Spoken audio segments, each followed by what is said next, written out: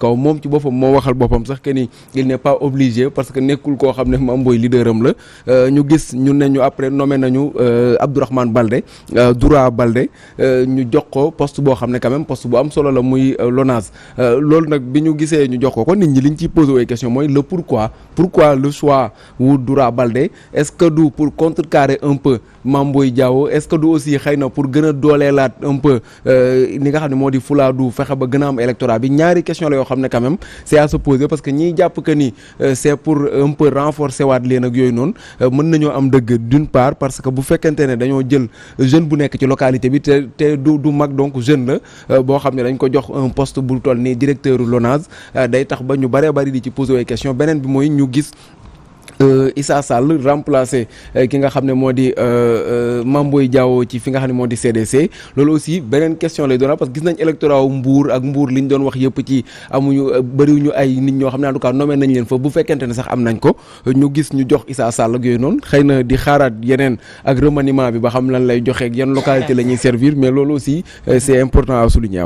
D'accord Pape, tey jii à 4 mois de la présidentielle un gouvernement ban la ñu mën a xaar bële daf ñu waxoon un gouvernement de combat beaucoup s'interrogeaient ne ils vont combattre la famine, ils vont combattre le manque d'emploi des jeunes entre autres, mais ce qu'on a vu c'est tout autre. Tey jii on nous parle de remaniement et également le jeu de chaise musicale bi nga xam te ne am na dans certaines directions également.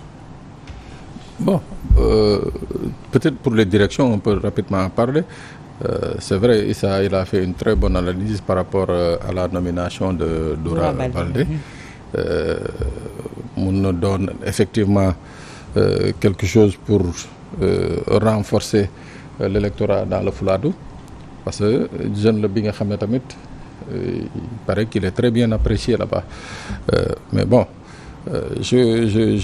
à mon avis, c'est comme on dit déshabiller Paul pour habiller Jean quoi dégg nga sotti ci ak daf si la relever limoger Mame Boye Diao indi Doura Baldé je crois que l'un dans l'autre l'APR le président ne perd pas. Ceux qui pensent que Mame Boye c'est un bon produit, un bon candidat vont le soutenir, les frustrés vont aller derrière Doura Baldé. Mooy que l'APR le président ne perd pas au change waaw. Dans le Fouladou mooy benn bi. Au niveau de la caisse de dépôt et de consignation man li ma ci xaw a tiital tuuti mooy c'est une direction bi nga xam ne qui est hors du giron de tous les organes de contrôle. Hors du giron de tous les organes de contrôle amul benn organe de contrôle bi nga xam ne mun nga ne da ngay ñëw vérifier lu xew CDC et consorts. On le confie à qui? On le confie à Issa Sall, magistrat qui fait de la politique, qui est maire de Mbour, qui a dirigé l'ADM. ADM ba tey ji on ne peut pas nous dire quelle est la gestion de Issa Sall au niveau de l'ADM kenn mënu ko wax. Alors c'est ce Issa Sall là qu'on bombarde à la CDC avec toutes les réserves yi nga xam ne supposé laa wax de waaw parce que depuis bi ñu nommé Alioune Sall le frère du président nañu fexe ba CDC dindi ko du giron des corps de contrôle. Donc je suppose que CDC mu ngi continuer am d'importantes réserves financières. Donc ñu jëlee Aliou Sall comment dirais-je kii Issa Sall ADM xamuñu lu mu fa def. yóbbu ko CDC. Il faut craindre et légitimement que mu doon benn vache bi nga xam ne tamit ça va être profitable certainement pour la campagne présidentielle. Léegi potentiellement on parle de remaniement bu amee enfin logique pour logique sax. Je crois que Amadou Ba keroog bañ ko ne yow yaay candidat la logique aurait voulu que de lui-même il démissionne parce que nag pour être sérieux munoo nekk premier ministre d'un gouvernement d'un pays aussi fatigué que le Sénégal nga bëgg continuer de gérer les charges de premier ministre bëgg continuer ne tu vas vendre. ak ñaari ministère ñetti mbubb la sol ñetti mbubb la sol élevage ak sport la sol en plus solaale premier voilà ak Sénégal coono gi nekk Sénégal yëpp nga bëgg ko booleeg loolu ba pare ne yow tu vas te vendre aux Sénégalais pour être président. Je dis que là logique pour logique mooy que moom keroog bañ ko yow la le lendemain il devait rendre le tablier, aller se présenter aux Sénégalais ne leen man mii nag maa bëgg le soir du 25 février ngeen fal ma ainsi de suite ainsi de suite.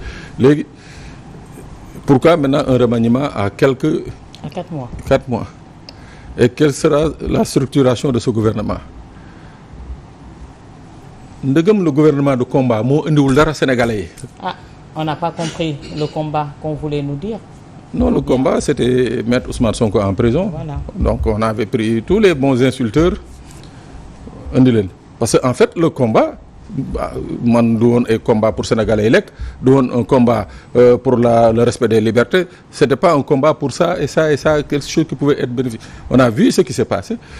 Donc combat gouvernement bi di ñëw ça va être encore pire que ce gouvernement de combat. Waaw. D'accord. Parce que ñi fi nar a ñëw ils auront que 4 mois ou 5 mois pour jéem pas def dara de mais pour jéem a am dara. D'accord. Georges, est-ce que da ngay partager l'avis de Pape Soné par rapport ak les nominations au niveau des directions mais également par rapport ak probable remaniement ministériel ce week-end? Waaw, je commencerai par les directions. C'est direction yooyu peut-être que tu me diras que au niveau de la caisse de dépôt consignation c'est tout à fait normal parce que qu'elle a été limogé Mame Boye Diao mais man ñu teg fa Cheikh Issa Sall bi nga xam ne moo yore woon agence développement municipal. Mais je crois que caisse de dépôt et consignation au-delà de ce nu sax statut boobu mu am bi Pape Sané doon rappelé, je crois que jot na ñu jël direction boobu bañ te nekk sous la tutelle wala sous la coupole de koo xam ne c'est un membre du pouvoir pour plusieurs raisons. Xam nga caisse de dépôt et consignation genre banque la rek. D'ailleurs fa la nit ñi ku bëgg a nekk kuy dem sa élection fa ngay déposer sa caution.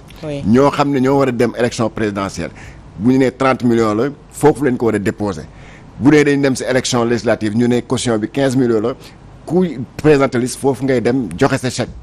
wala joxe bu parfois sax dañuy bañ chèque da ngay indi comptant dañuy bañ a jënd chèque sax day naan indil 15 millions ngeen lim tegal leen cash duñ jël ay chèque de chèque buy dem élection gars yi ay valise dañuy indi teg ñu gars yi compter. Mais législation bancaire dafa am lu ñu teg tëral. waaw mais ñoom en tout cas ñoom chèque bi moom en tout cas buñ ko changé wul bu ñu changé wul du ñu jël chèque da ngay indi sa valise indi 30 millions yi ñu compter.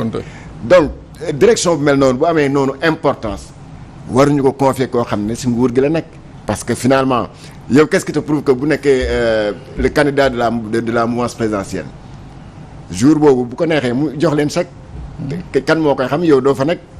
Il n'y a pas de contrôle. Il n'y a pas de contrôle mais wóor na la ne yow Awa Diop boo sa 30 millions yi bu jot bu matulee ñu compter matul nga ne leen bàyyi ma bindal leen chèque boo xam ne pour nga boo demee telle banque kii ko dañ lay rejeter. Donc yu mel noonu donc c'est-à-dire déjà que ki fa nekk il favorise naturellement son patron qui est son candidat. Ils peuvent avoir des faveurs. Bref maintenant quand on prend Mame Boye Diao à Kolda fi nga xam ne c'est vrai que am na fa doole parce que c'est pas pour rien qu'il a gagné la mairie de Kolda malgré compétition bi nga xam ne amoon na fa digganteem ak Abdoulaye Bibi Baldé. Donc ak Moussa Baldé bon Moussa sax bon il a gagné le conseil régional je crois. Ouais.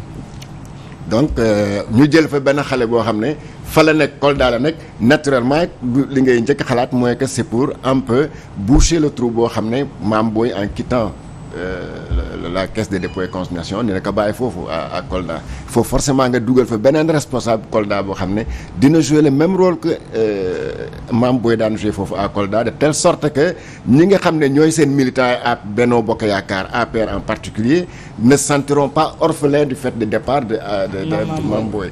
Mieux fu ñu ko jox noonu muy la LONASE dafa am direction yoo xam ne c'est des directions très politiques parce que seen njëriñ mooy lan mooy di embaucher ay militants. Clientèle politique. Loolu mooy COUD mooy LONASE mooy la Poste entre autres ça c'est vraiment des vaches laitières du régime day gis booy bi léegi mu commencé di recruter ay booy yoo xam ne peut-être certains yoo xam ne jaaw moo leen fa indi woon te amuñu un contrat bien ficelé, on va les remercier tout de suite la semaine prochaine mu indi ay gaayam.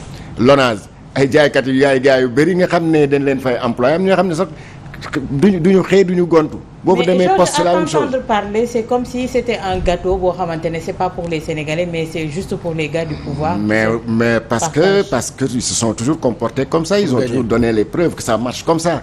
Au coude boo fa ñëwee direction du coude c'est comme ça da ngay gis employé waa ji dëkk Malicounda. Maguette Sène boo fa demee nga gis waa Malicounda lu ñu fay def dans le département de Mbour. boo demee port autonome de Dakar c'est la même chose. boo demee à la poste waxi noppi. donc ça c'est des directions yoo xam ne bu ñu la fa tegee xamal ne da ngay dégg daaj comme ni ñu koy waxee commencer di embaucher les chômeurs de ta région de ton département pour gars yi xam ne di nga fa am doole. beneen direction bi comment encore l'ONAS boobu ku ñu fa jëlee xam ngeen ko. Lat Diop kooku naa ñëw si moom. léegi gouverneur kii nee na probable remaniement. Non, le remaniement n'est plus probable, il est obligatoire. Le remaniement s'impose, je l'ai écrit il y a 3 jours d'ailleurs. Le remaniement s'impose parce que on ne peut pas être dans un pays bi nga xam ne tout est urgence. Que le premier ministre continue di nekk ministre des sports, continue nekk ministre de l'agriculture, de l'élevage, après actuellement mooy le ministre de l'agriculture de fait après le départ de Aly Ngouille Ndiaye. Parce que poste bu vaqué rek lui il est le premier responsable soxlul sax président nee ko jël ko comme nu mu ko defee truc. Il est obligé de se coltiner tout poste vacant au sein du gouvernement. C'est le chef du gouvernement. D'ailleurs, le remaniement devait intervenir depuis les élections législatives. boobu leen ko annoncé woon. bu législative passé ne dañuy Macky dafa woon day remaniement. xaw ma nag ay calcul politique moo taxoon mu bàyyi affaire yu suuf. bi Idrissa Seck génnee en mai je crois mai 2023. C'était ça. On s'attendait à ce que ministre mi mooy Ali Sall Diop bu yoroon élevage ak Yankoba Diattara bu yoroon sport mais ñu remplace leen automatiquement mais le président Macky Sall a préféré dénk poste yooyu Amadou Ba mel nii xam nga looloo tax parfois tu te poses des questions nga ne est-ce que yenn poste ministériel yi am nañu njëriñ parce que bu fekkee ne secteur bu mel ni sport bu am doole bu mel ni élevage am solo si réew mi benn nit mënu ko yore gis nga l'autre jour là li yooyu bu ñuy entraîner Amadou Ba dem fa bu tabaski jotee muy wër luuma yi di ci xool pli xar yi fu mu toll benn nit def ko mën a def mais ou bien c'est parce que ñi fa nekkoon c'est comme juste des postes trucs comme ça mais amuñu fa amul leen njëriñ. On s'attend à un gouvernement de quoi de combat. Non le gouvernement bi ñëw nii nag comme Amadou Ba moo nekk le candidat officiel boo xam ne moo war a yore raaya Benno Bokk Yaakaar ci élection yi ministre yi ko contre yëpp te am na dañ leen dàq ci gouvernement bi mu indi ay booyam comme ñoom Lat Diop gis nga keroog Lat Diop. s'il reste premier ministre. Même s'il reste pas premier ministre. Non il restera non il sera non il restera même pas premier ministre. Non déglu ma rek ma déglu ma rek. Lui-même il devra pas rester premier ministre. Parce que à 6 mois des élections 5 mois des élections am na pour dem ci biir réew mi pour se faire connaître Amadou Ba Ndakaaru fii rek lañ ko xam ne. boo demoon suma njagañaaw bële boo demee suma njagañaaw bële wala laaj Amadou Ba ne la kooku mooy kan. xanaa peut-être tour bi la ñuy dégg nii rek donc il a besoin de faire le tour du pays d'aller jusqu'à Fongolemi gars yi xam ko. te ça même en 5 mois loolu dafa tuuti pour ñu xam ko maintenant naturellement donc war nañ ko changer premier ministre boobu mooy tudd nañ ko changer loolu moom leer na Amadou Ba il sera plus premier ministre. Deuxièmement yow xam nga ne Amadou Ba mooy capitaine d'équipe bi ministre bu ko compte di nga génn gouvernement bi. parce que dafa soxla aussi ñu kii comment ça s'appelle dafa soxla Macky Sall nomel ko ñoo xam ne dañuy ànd ak moom si kii bi. mu tudd sax si xeex bi. foofu la ñuy xamee moo tax Lat Diop bi ngay gis ni il sera bientôt ministre d'ailleurs wane na ko parce que keroog bi Amadou Ba di ziyaare fële ca Touba Lat Diop boobu la àndal. Lat Diop bii tey meruñu aussi ci même limogeage bi gis naa ñu bari.